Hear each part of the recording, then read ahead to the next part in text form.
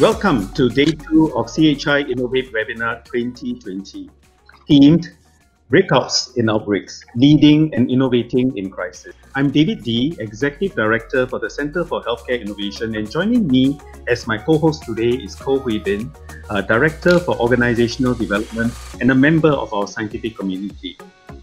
We are extremely privileged to have with us today Dr. Maliki Osman, Senior Minister of State for the Ministry of Defence and Ministry of Foreign Affairs and Mayor of Southeast District, Singapore. Our conversation today will examine how grassroots is responding to the many challenges posed by COVID-19. In times like this, hospital is not the first line of defense. The community is. And thus, it is paramount that we keep the community engaged and resilient. Thank you, Dr. Osman, for joining us today as our Day 2 center stage speaker on building a pandemic resilient community. Thank you, Dr. Osman. Thank you very much, David, for having me.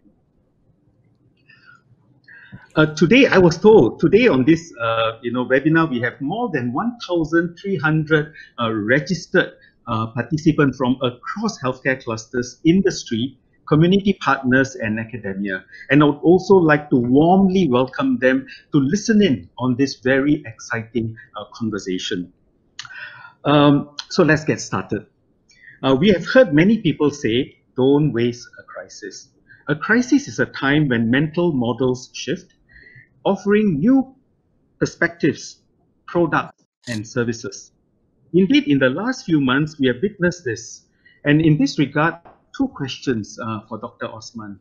The first one being, what are some current innovative community responses that you feel we should scale to make Singapore stronger? And moving forward from this pandemic, what else needs to be done to overcome, God forbid, a second pandemic? Well, thank you, David, for the question. And Hui Bing, thank you so much for hosting this session. And I want to first thank CHI for inviting me to this session. I didn't realize that it was a session that's going to be attended by more than 1,000 healthcare professionals. And sometimes I always ask myself, what is the office holder in MINDEF and MFA doing, talking to healthcare professionals?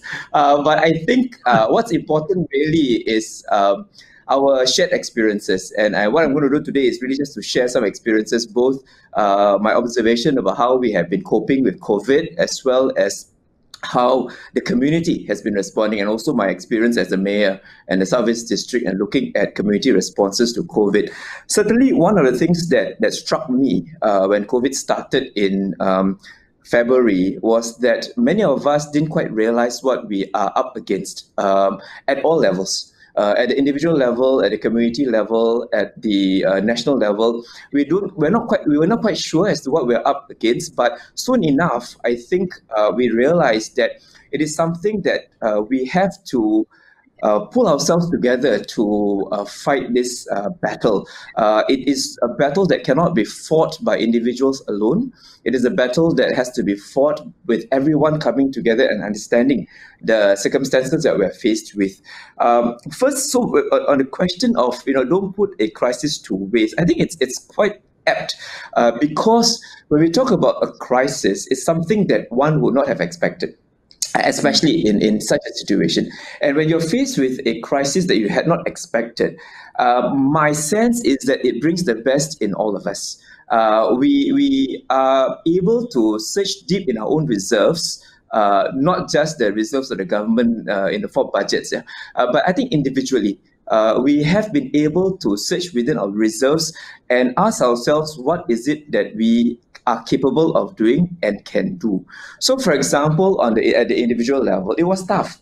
It was tough for us at the community level to tell our seniors not to go out.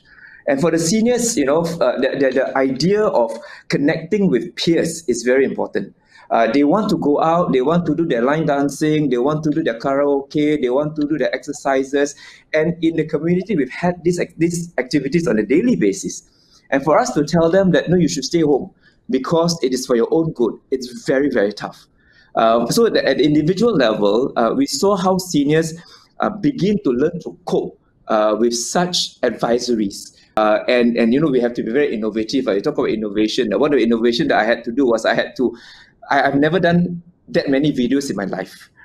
So I have to record many video messages just to tell different groups of people what we need to do, including our seniors. So I had to do it in Hokkien, I had to do it in Mandarin, because these are seniors who don't understand English, and you need to make them understand that you care for them enough for them to be able to do that. So that at individual level. The other strength, or the other I think response that I wanted to share really is the religious community. What came about at that point in time was sheer leadership. So when we talk about the crisis, bring out the best in us, I think that example shows that leadership came out very strongly. The religious community came out very strongly in one voice. Not just the Muslim leaders, but the Christian leaders, the Buddhist leaders, they all came in one voice and understood what it meant for us to keep our congregants safe. So I think what we can learn from this crisis in the earlier phases is that we must be able to show leadership in communities. And the best way to respond to is to be able to have firm yet empathetic leadership. One that can come across to say that we understand what you are experiencing because we experience it too, but the ability to then provide some rational understanding. So that's one example. The other one is the ability for us to very quickly leverage technology. I think within the first few weeks when circuit breaker came in, all of a sudden Zoom became the verb of the day. Everybody was zooming left, right, center, right? Right down to seniors who are not familiar. I remembered my mother-in-law. She has never used. She's good with WhatsApp already, but not video calls. But suddenly Zoom became so common, and it allowed seniors to feel that technology actually is a catalyst. Rather than an inhibitor. Because previously, we can talk about that a bit later on, but previously, when we talk about technology and digitalization, a lot of seniors have a lot of reservation. They felt that it is something that is beyond them, and there was this sense of alienation. There's this sense that they are being taken away. They're not able to be part of the way the society is progressing.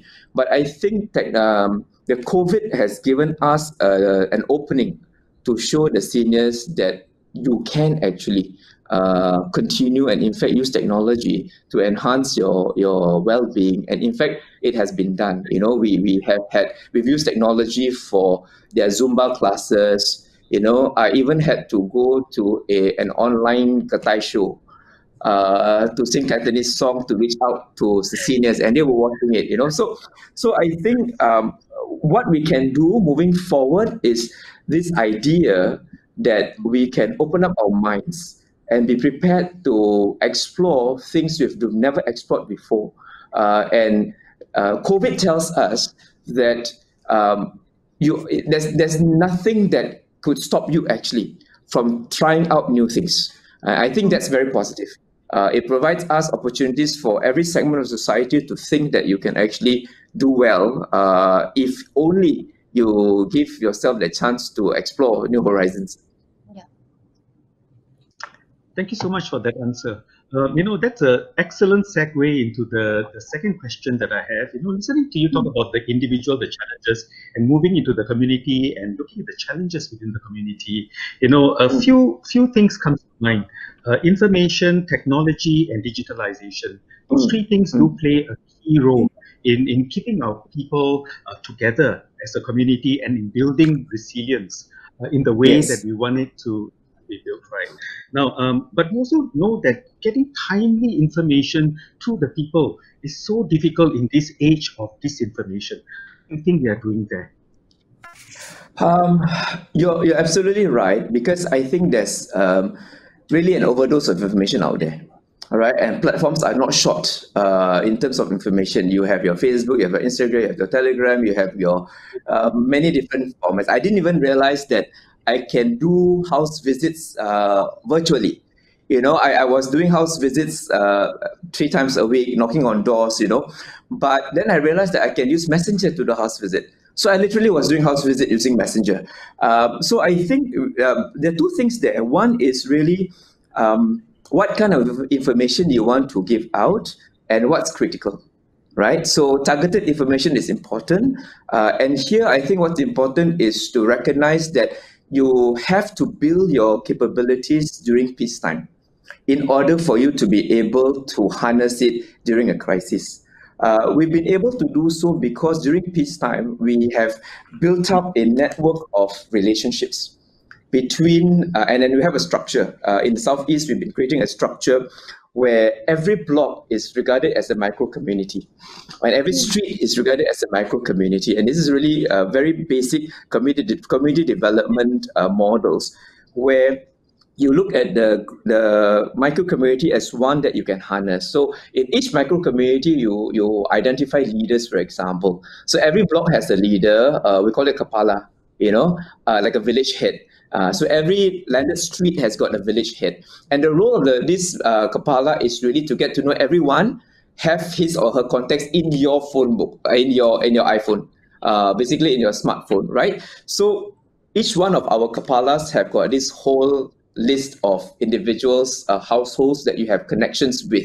So when it came to the crisis, this became one of the best assets that we have.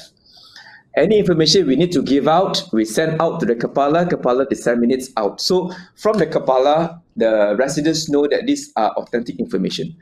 And we must make sure that our Kapalas also then give out authentic information only, so that you can't stop them from accessing Facebook, you can't stop them from accessing other platforms, but at least they know that relevant information comes through our network. Including whatever information from government agencies, and also I think that's the first thing that's critical for us to build upon peacetime capabilities during a crisis.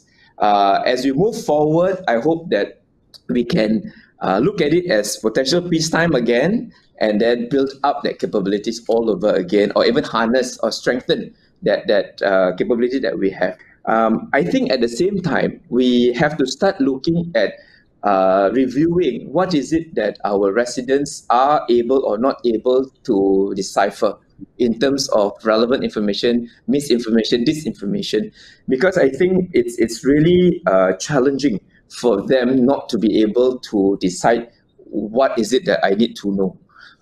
Here, I think, if you recall, recently during one of the budgets, government is going out very, very extensively to help Singaporeans cope with digitalization, particularly our seniors. I think we are moving very forward. IMDA has announced that they have already identified 1,000 what they call digital ambassadors to reach out to seniors. And the target is to reach out to 100,000 seniors within a year. I think it's a very important move because the seniors are the ones who probably more vulnerable, because the kind of information that they get is, of course, so massive that they may not know how to distinguish the two. My other concern has always been, though, in reaching out to the different segments, is really the language, which we've not particularly been able to, I think, reach a level of comfort or even satisfaction. So primarily when I talk about seniors, I talk about seniors because we do have a lot of seniors, and we talk about digitalization, when we talk about innovation, the seniors tend to be the ones that are particularly of concern, because it's not that they are troublesome or what. It's just simply because they are part of us, and because of increased life expectancy, you can't run away from the fact that they're going to be around for the next 30 years. Right? Even if you're 65 years old today, for the next 30 years, you're still going to be around. And if you're not comfortable with technology and digitalization, the next 30 years, you feel alienated, right? So we need to be able to give our seniors this sense that innovation is important. And even at 65, you need to be prepared to ride out this wave of innovation. And it's not something that is necessarily negative against you. Listening to you, I sense that there are segments who do feel challenged Yes. digitalization. And you mentioned seniors. If you can indulge me, on a ruler, right, on a scale of 1 to 10, where do you think our seniors are today, being comfortable with digitalization? It all depends on, again, from the ruler of 1 to 10, where do we place them? So if you place 1 as someone who has a smartphone and able to just turn it on and make a phone call, and 10, someone who's able to go into a government website with SingPass and negotiate government agencies. Just that, because you want to say that you're comfortable there, right? So, and in the middle could be someone who's capable of posting on a Facebook, right? So I would say many of our seniors are really before 5. They are comfortable with the smartphones. They can do WhatsApp messages. They can maybe do video calls, but anything beyond that is a little bit of a hard push. And then so therefore to be able to expect them to negotiate government agencies, to find out more about what's my CPF balances, to find out more about what's happening if I want to apply for my passport, right? Everything is digital now, online, right? So I think that's a little bit on the far end for them, and it can be very overwhelming. So one is really the comfort level of looking at what is there in terms of platform. Secondly is, as I mentioned earlier, language. Many of our platforms are still very much English-based. Government agencies has been trying. I think AFTA has been trying to have many different language interfaces, but I think we need to really try hard to do so. But that's not the entry. I think that there's opportunity, because apart from the Digital Ambassador Program, in the community we've been doing quite a lot.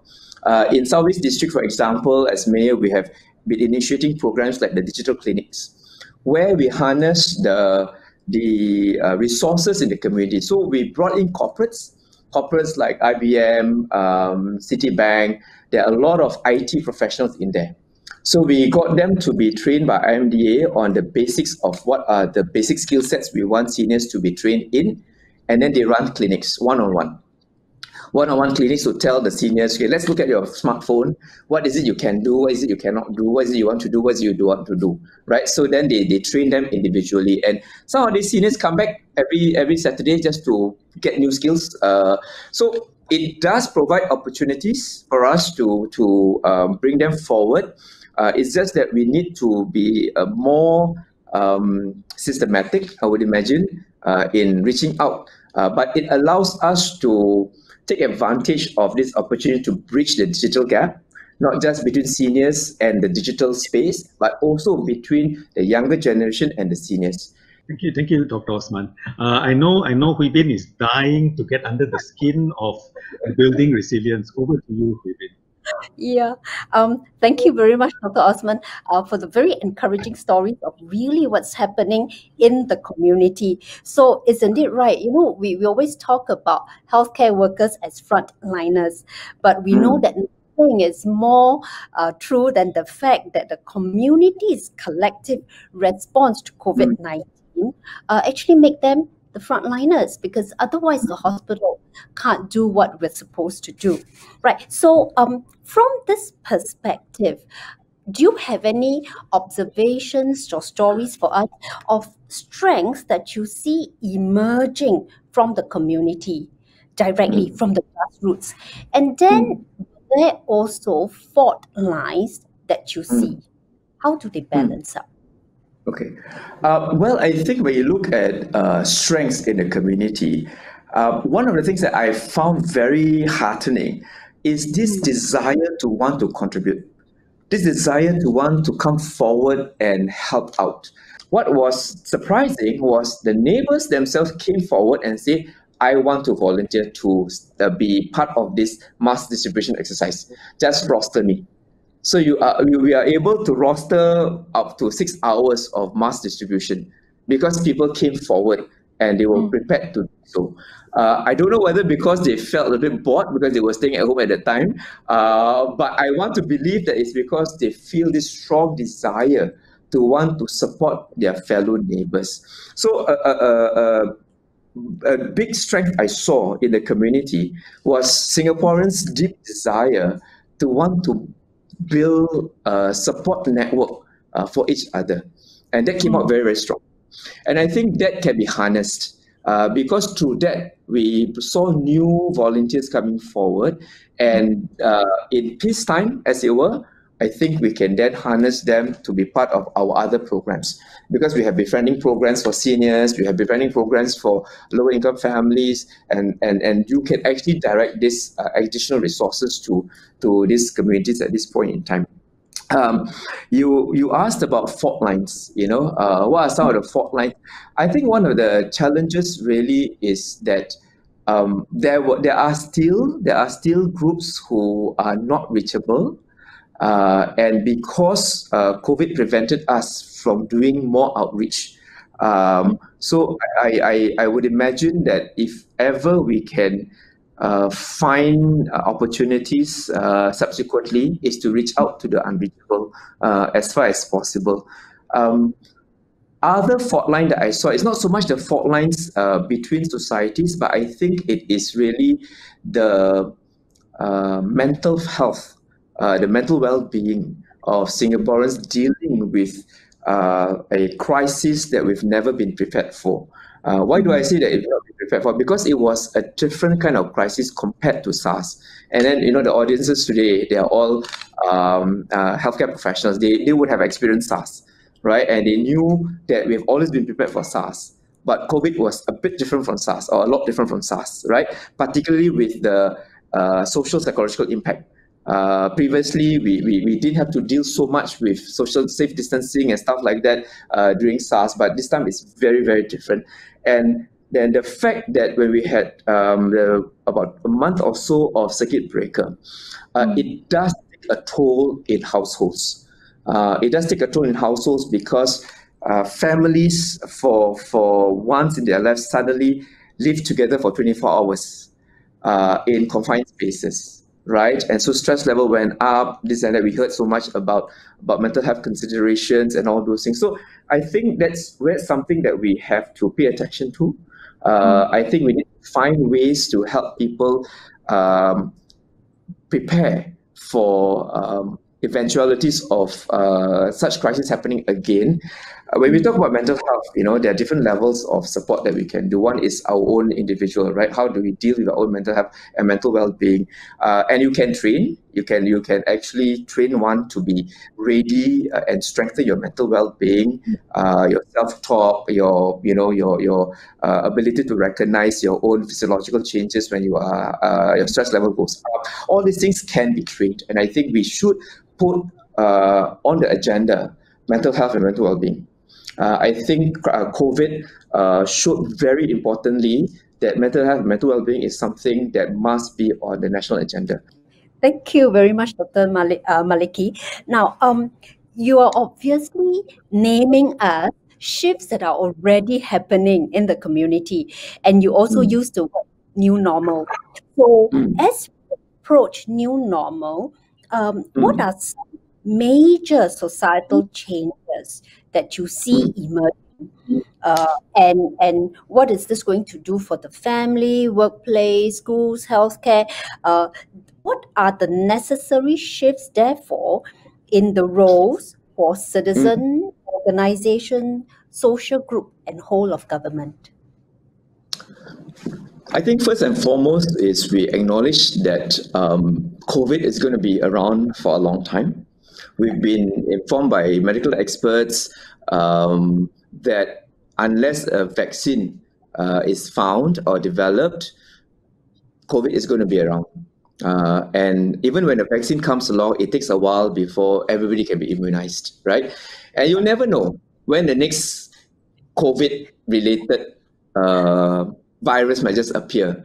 And given our lifestyle, given our interconnectivity, one of the things that I reflected a lot and I share with a lot of my residents during my online sessions is really the uniqueness of what Singapore is, at the same time, our vulnerability. The uniqueness is that we are a small country, a small nation with no natural resources, and we thrived and survived economically because of our strategic decision to open up our economy. and internationalize ourselves. That has benefited us tremendously over the last 2 decades, I would imagine, right? And you saw how Changi Airport as Asia aviation hub, how our maritime industry has succeeded, and many of our service sector has succeeded, and we're able to help ourselves have many investors come in here.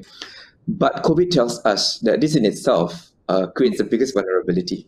And you saw what happens when international travel gets cut off, right? So the new normal is one in which we must be prepared to first, from the economic point of view, relook at the strategies, diversify if may be, relook at the balancing, because we really, really have to understand that connectivity, while being an asset from a epidemiological standpoint, like what we are seeing today in terms of COVID, creates the biggest risk to international travel and therefore international trade, international relations, with regards to how we manage our economic circumstances, right? So because of that, the new normal is one in which the individual will have to be prepared to be very, very nimble. Jobs, for example, will never be iron rice bowl anymore. You cannot assume that your job will stay with you forever. You cannot assume that the same kind of job will be available until you retire, because the economy will have to be responsive. The economy will have to be nimble. So for every crisis that comes along, the new normal is in which we have a nimble economy that will be able to shift very quickly so that you can create new jobs very quickly. And when you create new jobs, the people who are affected by old jobs because of the crisis will have to be nimble enough to then move on to the new jobs too. So that the mindset of acquiring new skills all must be there. And you probably have to now realize the importance of what Skills Future is all about. Skills Future is, you have to just get new skills during peacetime, because you never know when a crisis set in, how important that is. So that's the first one, the individual. Lifestyle will probably have to change. Today, for example, I get very worried when we lifted circuit breaker, right? We went to phase 1, very, very nice, but phase 2, suddenly you see what happened in Holland Village. So it was quite worrying for me. And then I think we tend not to take things in the context of what the risks that are involved in. I think we are very comfortable with the fact that we think that things will take care of itself. I think things will not take care of itself unless we take care of it ourselves. What do I mean by that? We know that, for example, COVID, the transmission is through droplets. And that's why the reason why we are asked to wear masks and all. But when we go and eat, we can take out the mask, right? But today when I go out to eat, I don't go out to eat because I just love to go out to eat. I go out to eat also because I want to observe the way Singaporeans are going out with their lives. I still see people, sitting in a table, and there's obviously not family members. They're obviously just friends, and they're speaking at the top of their voice. Some studies we were told are saying that it's because you are shouting, and that's one of the reasons why music is not allowed. That's one of the reasons why we close pubs. That's one of the reasons why in churches you are discouraged from singing, because you tend to project your voice in crowds, and you are discouraged from going to crowds. But when I look at the way some of our Singaporeans are still running their lives, when they go to restaurants or they go to coffee shop, they're still talking at the top of their voice. It worries me, because it's as though nothing has changed, right? But the new normal is something has changed. Our behavior needs to change. It's good because it then changes our way of relating to each other, because I am starting from the premise that you will have maybe COVID-21, COVID-2023, I don't know, right? And this will be, if you look at the experience on SARS, COVID-19 is far more challenging than SARS was, and anything that comes after that is likely to be far more challenging than what we are facing today. So I think we need to prepare ourselves. As an individual level, we need to understand what does COVID mean to all of us and change our behavior and lifestyle accordingly. Families, communities, we will need to change to the extent that we need to build upon. I would say change, but build upon what we already have. Strengthen the networks. The social support network is very important because COVID and circuit breaker tells us that all the more you need to have strong community networks of support that will ensure that individuals who are affected can be supported, even if it's not physically. We also look at it from the perspective of how we can harness volunteers moving forward, community volunteers at that.